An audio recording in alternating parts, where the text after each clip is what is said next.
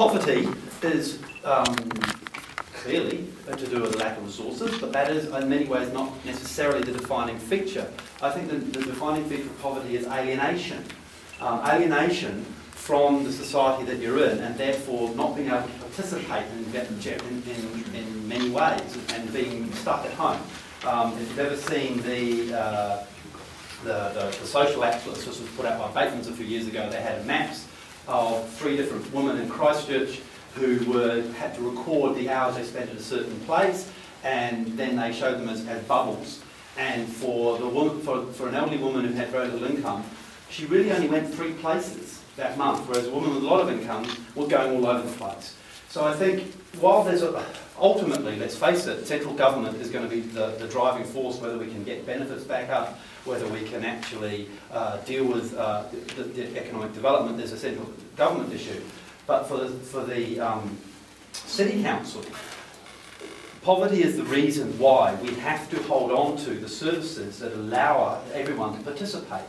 So we've made a lot of progress with public transport, and every meeting we've come to has been talking about public transport. But public transport is an example of transport is a right, and you shouldn't have to own a car in order to be able to get around. And therefore, to me, public transport is a social justice issue. As much as it has obvious environmental effects and various other economic advantages as well, less traffic, but it's also a social justice issue. And the provision of the services that council puts up, whether it's water coming out of the tap or the provision of public libraries, or when it comes to trying to intensify, stop us from sprawling, having a district plan that actually says it's okay to actually be more densely packed in, but you're going to have to do it in a way that doesn't create slums. This is the level at which there is a role for the City Council. There's also a specific thing they can do. A theme that I've been talking about a lot is an approach that the council should be taking, which is to prioritise wherever there is volunteer enthusiasm in any area in the community.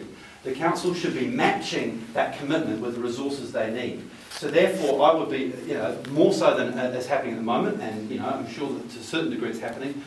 There's a role for the council in providing, either through rate 3-based landlords who host community groups, the council can meet the resources of the community groups halfway and make it possible for those groups like Anglican Action who are working on social issues to make it easy for them to do what they need to do. They need resources, they're working in the community, the council should be providing them with something to do it.